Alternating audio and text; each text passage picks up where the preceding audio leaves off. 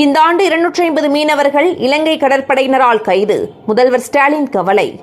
செந்தில் பாலாஜி வழக்கில் பென்டிரைவில் இல்லாத ஆவணம் திடீரென சேர்க்கப்பட்டது ஏன்? அமலாக்கத்துறைக்கு உச்சநீதிமன்றம் கேள்வி.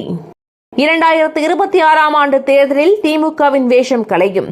தமிழிசை சவுந்தரராஜன் காட்டம். முதலமைச்சரின் ஆராய்ச்சி உதவித்தொகைக்கு மாணவர்களை அலைக்கழிக்கக்கூடாது. அன்புமணி வலியுறுத்தல். KRS அணையிலிருந்து அதிக அளவில் நீர் வெளியேற்றம் செய்யப்பட வாய்ப்பு. காவிரி கரையோர மக்களுக்கு எச்சரிக்கை. இந்து மத வழிபாட்டு உரிமைகளில் தலையிடுவதை திமுக அரசு நிறுத்திக் கொள்ள வேண்டும். வானதி சீனிவாசன் எச்சரிக்கை. பட்ஜெட் தாக்கலில் எந்த மாநிலத்தையும் புறக்கணிக்கவில்லை. மத்திய நிதியமைச்சர் நிர்மலா சீதாராமன் பதிலடி. தமிழ்நாட்டுக்கு செய்த துரோகத்தை மக்கள் மன்னிக்க மாட்டார்கள். திமுக MP தயாநிதி மாறன் பேச்சு. தமிழகத்திற்கு ரயில்வே திட்டங்களுக்கு 6362 கோடி ரூபாய் ஒதுக்கப்பட்டுள்ளது. மத்திய ரயில்வே அமைச்சர் அஸ்வினி வைஷ்ணவ் பேட்டி.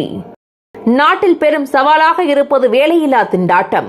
குஜராத் உத்தரப்பிரதேச நிகழ்வை மேற்கோள் காட்டி மாநிலங்களவையில் ப. சிதம்பரம் பேச்சு.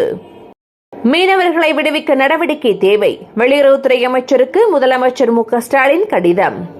தமிழகத்திற்கு உயர்நீதிமன்ற உத்தரவுப்படி காவிரி நீர் கிடைக்க வேண்டும். அதிகாரிகள் வலியுறுத்தல். மக்களுக்கு இழைக்கப்படும் அநீதிக்கு எதிராக போராடுவோம். பிரியங்கா காந்தி உறுதி. நேபாள விமான விபத்தில் 18 பேர் உயிரிழப்பு.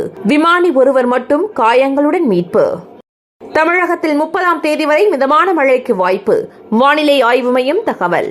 தினந்தோறும் காலை தலைப்புச் செய்திகளை உடனுக்குடன் தெரிந்து கொள்ள வணக்கம் இந்தியா நியூஸுடன் இணைந்திருங்கள்.